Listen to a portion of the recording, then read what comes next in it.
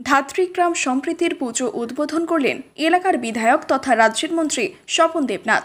এই পুজো মণ্ডপে বিশেষ অতিথি হিসাবে এদিন উপস্থিত ছিলেন কালনা সাঁতারু ও ইংলিশ চ্যানেল জয়ী সায়নী দাস, জেলা পরিষদের সভাধিপতি সম্পাধারা সহ অন্যান্যরা। ধাত্রীগ্রাম সম্প্রীতির মণ্ডপের সামনে রাজ্য সরকারের বিভিন্ন প্রকল্পগুলিকে তুলে ধরা হয়েছে জীবন্ত মডেলের মাধ্যমে। সেখানে বিভিন্ন সাজে সেজে সবুজ সাথী, দুয়ারে রেশন, কন্যাশ্রীর মতো বিভিন্ন প্রকল্পকে তুলে ধরেছেন। Bureau report, Bardhaman today, Kalna.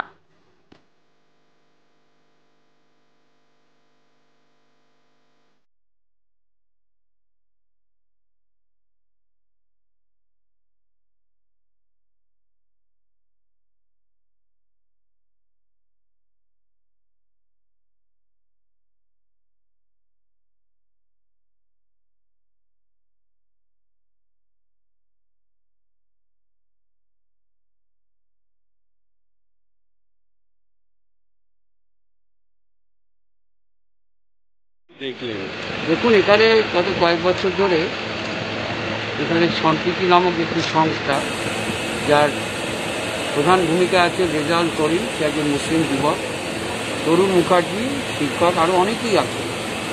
এই পুজোটা ওরা করে থাকে দুর্গা উৎসব।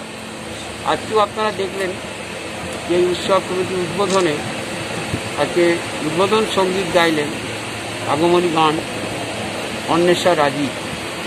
সাথে আমাদের এখানকার একজন মুসলিম বড় সঙ্গীত শিল্পী আমাদের শফি দাস, মোহাম্মদ রফি।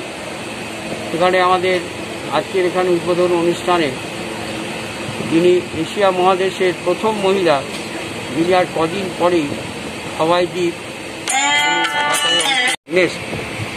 এবার চতুর্থ সপ্ত সিন্ধু পেরোনো ইচ্ছেন সায়নী ছিলেন তিনি উদ্বোধন অনুষ্ঠানে।